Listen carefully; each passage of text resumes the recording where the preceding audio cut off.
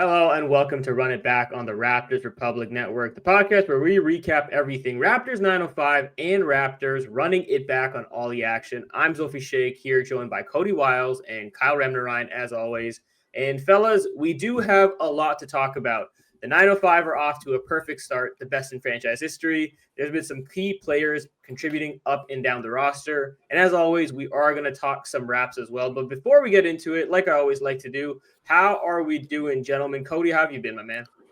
It's been great. Raptors 905 are doing fantastic. The Raptors are doing fantastic. It's American Thanksgiving today as we're recording. So been watching some football, having some fun, and hey, always happy to talk. Yeah, happy American Thanksgiving to those who celebrate. Shout out to you guys. And Kyle, how have you been, my guy? It's been great, man. You know, when the Raptors are hooping and even in the 905 are hooping, the vibes are up everywhere, man. We don't gotta watch a sad basketball. It's just been great. Everyone's happy, the bench is dancing, and it just makes for great discussion.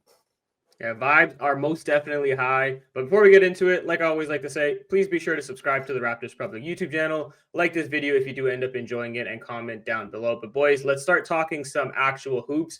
And spoiler alert, there are some dogs in Mississauga.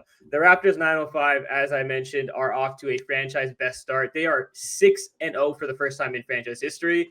5 of those wins have been by more than 10 points. 3 of those wins where they've kept opponents under 100 points. And as you see here, if you're watching on YouTube, but I'll break it down for you, they are first in defensive rating. They're first in net rating. They're forcing the most turnovers in the G League. Their plus-minus has been the best. And they're not too bad offensively with a true shooting that ranks 5th in the G League as well. It's been overall dominance by the 905 so far. And Cody, I'll start with you. What has stood out most to you from this impressive start by the 905? Yeah, I'll add on some more stats that you the board was running out of first place stats to throw up. Yeah. So I don't think you talked about what they're holding teams to, and that's where I want to start is the defense. They're holding teams to 41.1% from the field, which is just like it's cinema. Like it's insane. And the point of attack defense has been fantastic. Obviously, that's led by the rookie guards, Chucky Hepburn and Elijah Martin. And it's like sharks. And Drew Jones has said that himself. It's whatever animal that's hunting its prey you want to use. Like, it's really been something special to watch. Like, they have the personnel and are able to execute what the Raptors want to do defensively better at the G League level than they can in the NBA. And it's been really a treat to see. Yeah, I think it's been special overall. Just on both sides of the floor, you're getting impact from these core guys. Like most people who want to see good G League basketball, they do want to see it led by these two-way players, right? Because these are the closest players to playing for the NBA level at some point. And a guy you mentioned, Cody, was Chucky Hepburn. And I want to say, like, he hasn't had the most efficient offensive start per se, but he's top 10 in the G League in assists, and he's top 10 in steals, averaging nearly 3 a game. He has very much been the head of the snake, if you want to use another animal analogy, for what this team is doing defensively at the point of attack and how they're able to force all these turnovers. And he's a guy that's really kind of stood out to me. And Kyle, I wanted to turn the question to you a little bit. Who has been among this group that's really surprised you with this 905 team? I was actually gonna say Elijah Martin, to be honest, because going into it, I know we had our eyes on guys like AJ Lawson, Chucky, but with him, he's shooting about 44% from 3. And it's his shooting. Again, last game it wasn't that great, but overall it's been fantastic. I didn't even see this coming in. And to kind of go from, I think he was shooting, I can't remember exactly what he's shooting in college, but to go translate that into the 905 has just been overall, I couldn't even see it coming. But I want to add on to what Cody was saying. Their defense, their defense has been great. I kind of was just a little bit taken back, against the Swarm the other day, even though I think they shot like 23% from 3, but it was their defense that kind of kept them in the game. It was about like 33-17 turnover ratio. So overall, I was just kind of like, man, we really got something here. Yeah, they have forced 144 turnovers through 6 games. That's I did the math right before I said this. 24 turnovers per game, which is insane. I wanted to talk about Elijah Martin's 3-point shooting because that was something that I was monitoring closely coming into the year. This is from you've been talking about it for a while. Yeah, this is Sam. I don't know if I've said it on this podcast. I'll say it again. This is from the Athletic Sam Bassini. Here was Elijah Martin in his final year at Florida from 3. It was very inconsistent. In his first 5 games, he shot just 27%, then drilled 8 threes in his next game, then hit just 28% over the next 7 games. Then in conference play, he made over 38% from deep, but then the conference and NCAA tournaments, he hit under 32%. So very up and down, very up and down. But I haven't felt like that from Elijah Martin. I don't know about you guys. It's felt pretty steady. Like you mentioned, Kyle, he's up around 40%. He's been efficient just in general. He's up almost 50, 40, 90 stats, really 50, 40, 80 there. So he's been great. The defense has been just as good. Chucky Hepburn, yeah, he's been it's really for him. It's not a lot of scoring, like there's he had a big game. I think it was the first game against Greensboro where he had that big 30-point game and really in the second half, but he's setting the table for everybody. Drew Jones has talked about that. And then obviously he's 4th in the G League in steals, averaging nearly 3 a game. So he's doing everything you want. And then he's almost 40% from 3. So he's doing everything except really the scoring, but we can see him take over when he has to. So it's been impressive, man. I think it's been impressive all around, right? You can't really complain much when a team is 6-0, best start in franchise history. I know I keep saying it, but for us who have been covering this team for the last couple of seasons, this G League team has fallen from grace in some capacity. Obviously injuries and then the Raptors and what they had going on, some of the guys weren't there, but it is refreshing to see a team that is so united, so connected, and so together. And like you said, Cody, they're playing like sharks out there. They're hunting defensively. And honestly, they are just beating up opponents, literally overwhelming them constantly with pressure. Running them out of the gym. Yeah. Granted, sometimes that does lead to some issues. I think the only time you really saw it kind of bite the 905 was their last game against Greensboro, where they gave up 19 free throws in the first half. They cleaned it up by the second half. I think they only gave up 7 the rest of the way, but they do. I think they're top 3 in the G League in terms of opponent free throw attempts or free throw rates. So that is kind of a consequence of this style. So far, it hasn't bit them, but I will be curious to see how long they can sustain this without it being too much of a concern. But overall, just so many positives coming from this experience. And I wanted to make sure we just try to touch on as many of these players as we could. So Cody, I'll throw it back to you real quick. I know Kyle mentioned Elijah Martin, and he's been a little surprised by him. Is there another guy that you wanted to highlight that you've been either surprised by or just impressed with in general throughout this? I'll do a bit of a deeper cut here. Julian Reese is somebody who, I think I'm not sure where expectations were for him coming into the year. Obviously, as a rookie, I think you're just undrafted rookie, just trying to establish a baseline, really, and especially there were some questions he's only really maybe 6'10". Obviously, he's a non-shooter. So, it's where's he going to stand? Is he a true big? Well, he's been playing like a true big, and he's been doing all the little things right. And that's what Drew has talked to us about, where he has told him to just be the best screener, take pride in being the best rebounder and screener on the floor. And he does that. He creates separation for the guards that we've been talking about for AJ Lawson on those screens. His rebounding is fantastic. His hands, he's got really good hands. He's grabbing the balls. He's catching them. Pause. You're doing so well. You got in your own way. You could have gotten past it if you didn't laugh. No, he's really good. He's just doing all the small things. He's been really efficient. What stood out to me is the touch. He's had a lot more touch than I would have thought. So he's been a standout for me. Honestly, I think he's outplayed Olivier Sarr. For the most part, I think he contests everything Julian Reese does. So yeah, that's the guy I'll highlight. Yeah, I feel like I'm just going to be in the echo chamber here because he was number 1 in my notes in terms of surprise players that I've been really impressed by. And I think maybe at Maryland, obviously you had Derek Queen there with him, so he wasn't obviously the guy you really noticed or looked at a ton. And I'd be lying if I said I watched a ton of Maryland and saw a lot of Julian Reese, but just like you said, Cody, his touch has been awesome. He's been so active inside the paint and around the glass is what I like. He leads the 905 in rebounds, even though he's second in minutes off the bench. He is 5th in plus minus on the team, 2nd in blocks, and he leads the 905 in offensive rebounds. He's just doing his job so well. And I think you talked a bit about it with what Coach Drew Jones said to him. It's role simplification, right?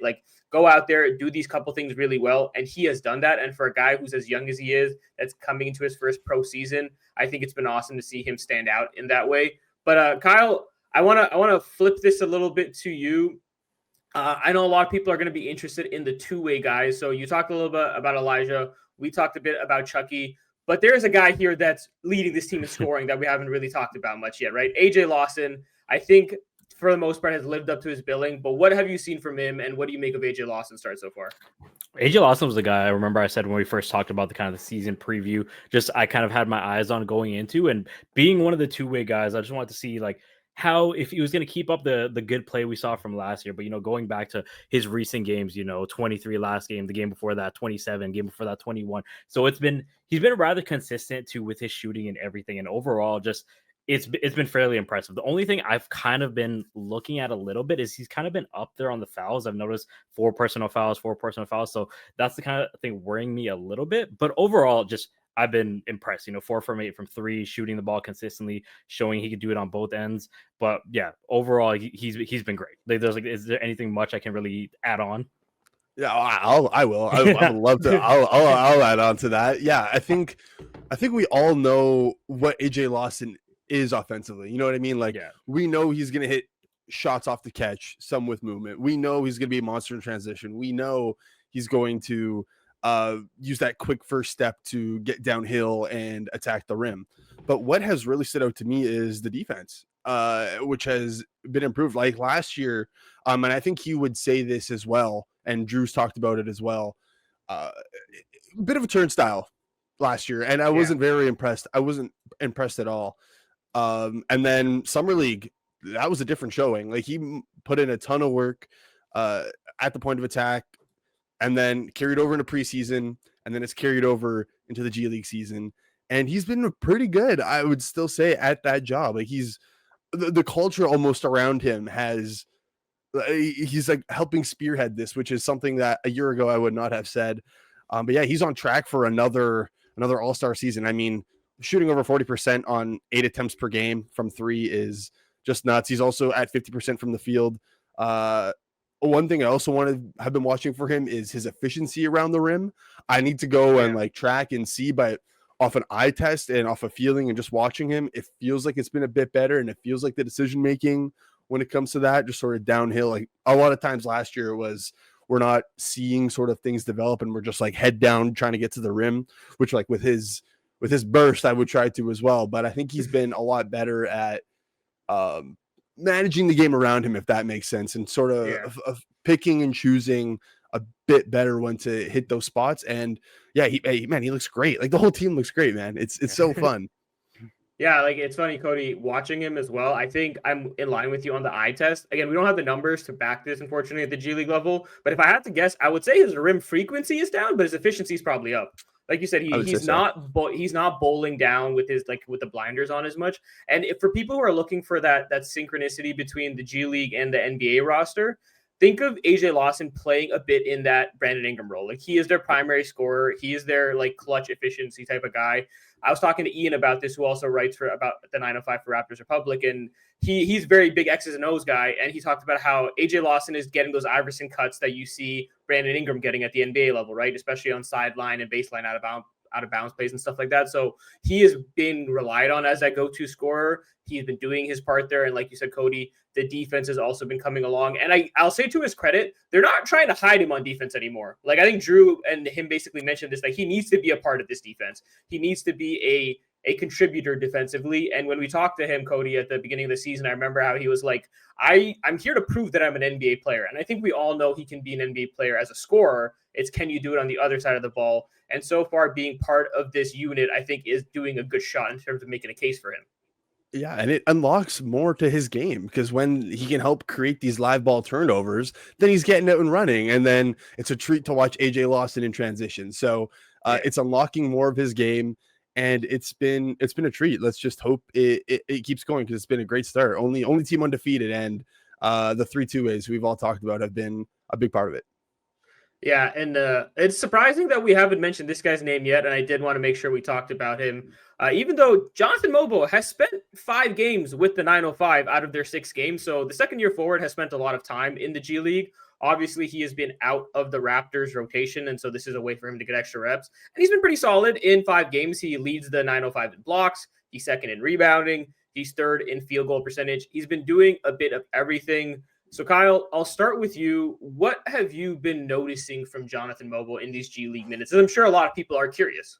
Yeah, look, overall his defense has been incredible. You know, even last year when he played with the Raptors, he was kind of leading the rookies like in defensive stats as well, too as well. So that kind of hasn't been a really a surprise for me. Just continued to build on that foundation of what he's done better as well. But overall, too, like even running the pick and roll with Chucky, being that kind of that one of the main guys, I think he made like a crucial plays within the Swarms game with Chucky as well. So that pick and roll has been great as well. But something I've noticed as well too, I don't know how you guys feel about it because I know it's not technically his role, but the 3-point shooting. I know he hasn't. I don't think he's even attempted a three this season yet. He's under one attempt a game. He's Yeah. just not shooting threes anymore. Like I think last season the 905 kind of asked him to, and I did a whole video on this where they were trying to make him into more of a wing. And I think they've kind of abandoned that, to be honest. Like I might be wrong in my read, but I don't think they're asking him to play like, at least offensively. I don't know if they're asking him to operate like a wing anymore. Yeah, because I was gonna ask you, like, how do you guys feel about his shooting? Like, do you think that might be a problem going forward, especially if he once again play with the big boys club? Or is there just like he's in his specific role of kind of being, you know, that defensive that enforcer, and then just playing around the rim? Or can that three become more of an issue later on? I mean, they're off to a hot start, so clearly it's not that much of an issue, but going forward, if he wants to elevate his game. Yeah, well, here's the thing with John, and it's tough because when you're basically not that he's pretty close to a zero offensively, unfortunately, which is it sucks because there's more to give, and a lot of the talk has been 100%. Let's be more aggressive at the rim, let's use that athleticism, and let's where you can be effective, let's use that more. And it feels like he could do more when you're watching him, but he's not being as assertive as you would like. I don't know if that's a mentality thing or the handle and sort of creation stuff is just like really limiting him in that aspect. So when he's not doing that, and then the 3-point shot obviously is like it's pretty bad. Like the form is there's a weird hitch at the top. He's holding it weird. Like it's his fingers are like it's wonky. Like Cody, you and I, when we were there, remember we were talking about this? Like he keeps like his thumb off the ball, like on his offhand, and his fingers are like curling when he's holding the. I'm not a shot doctor. If it was going in, I think we'd care a lot less. But when you and I were there, Cody, we were like gobsmacked. Our jaw was open looking at this guy taking threes, and we were like, "What is going on?" Like I'm not sure exactly what the process is there. But yeah, like there haven't been notable improvements on that end. And Cody, I think you brought this up to me last year in terms of like, this is a guy in college who's dunking everything, right? And if that's not able to translate at the NBA level, being an undersized forward, it's like, well, then what do you need to add something outside, right? Like you need to become a threat so you can open up space for yourself. The 3-point shot hasn't been there. There really hasn't been much mid-range frequency or efficiency added to his game as well. So like it really limits his prospects of what he can do offensively because like you said, he hasn't had that aggression to help himself get better at finishing up close. And we've asked Drew Jones questions 17 different ways. And every time he answers the same thing, he just needs to be more aggressive. He needs to be more assertive. He needs to really want it on the offensive end. And like, I'm not trying to play like armchair therapist here because we don't know what it is, if it's a mentality thing or if it's just in terms of what his skill set is, but it hasn't translated to that point. And I think you're kind of alluding to it where like, it's a little frustrating because you see the flashes. You know it's there somewhere deep down inside. Against the Swarm, that second game, he had 8 points of his 12 in the fourth quarter. He was effective down the stretch. Those two plays that stand out to me, I think Kylie mentioned them, pick and rolls with Chucky, where Jonathan Mogbo was the one bringing up the ball. It was inverted pick and rolls with Chucky, and he was able to execute. He had one drive-by where he stopped, popped for a hook. The second one was one of the craziest plays I've ever seen from Jonathan Mogbo, where he kind of like almost rejected the screen a little bit from Chucky and then spun off his defender, stopped, and popped a push shot from the left elbow area. I don't know how common that's going to be in his game, but that's the most assertive you've seen him, right? Like the most he's been willing to execute in these crunch time situations. So you know it's there. And then when you see this guy who's a large forward who can bring up the ball and do these things from time to time, the value and versatility is very clearly there. We just haven't seen it come together yet. Yeah, I will say this about John offensively. He's smart. And he's not going to take dumb shots at the same time. Like we're getting on him about not taking enough shots. Like, frankly, like, honestly, I'd like to see him maybe take a couple dumb shots, you know, quote unquote dumb shots, like just more self-created looks and trying to be more aggressive. But yeah, he's going to keep the ball moving. I think he's a pretty smart player offensively. And then obviously we can talk about the defense. I mean, I don't even know if we want to touch on it because we just know what he is. Everybody I think knows what John Mogbo is. Such a versatile, can play very many roles on that end. He can stop the ball, he can backline sweep, he's great in help situations, digging, obviously with his length, weak side rim protection, like everything. He does it all. And then he's a good rebounder as well. So yeah, it's just the offensive piece needs to come around, right? And he's been passed up by in the Raptors chain of this young core, right? Like he's probably at the bottom now. Like he's alongside like who we're talking about, the two ways, right? So it's we'll see what happens. He's getting an extended run. I mean, he might be down here for quite probably the most of the year, I would say. Just I mean, unless there's injuries up top, like barring injuries, which knock on wood, but I don't see it changing. And that's also just part because the team is like really good right now, and the 9-10 man rotation is pretty set in stone at this point. So we'll see. But yeah, it's stuff to keep an eye on and keep working on, but hasn't been much noticeable improvement on that end. But let's all watch to see if he becomes more aggressive, because that's what they're talking about, and that's what we all want to see at the rim. Yeah. Like you said, Cody, he'll have more opportunities to figure that out. Obviously, we anticipate him playing more games with the 905 with the way the Raptors are playing. So before we wrap it up, fellas, anything else we wanted to add about the Raptors 905, some just general thoughts heading into the next couple of weeks? Kyle, I'll let you go first. I was honestly just gonna shout out, like, two of the three J's from last year, Jamal Shed and Jacoby Walter. They've been playing great. Jamal Shed's been coming off the bench. He's given us like 7, 8, 9 assists. Jacoby's been taking on the harder defensive assignments. So just quick shout out to those boys, just kind of growing into the players we knew they could have been. I want to shout out RR. I want to shout out Zulfi and Ian and Camden. Man, I thought I was a good writer, and then I've been lapped up this year. These guys have been cooking. So no, thanks everybody for like tuning in, watching these, and then go check out all their work. Like they've been cooking. So I think ours is in a good spot. And yeah, no, I think we're on the rise just as the Raptors are. So hopefully everybody continues to cook. Hell yeah, that's a great spot to end it off, Cody. Thank you so much for the kind words, as always. All the boys and girls are cooking at RR, and we're happy to see it, especially with the way the Raptors are playing.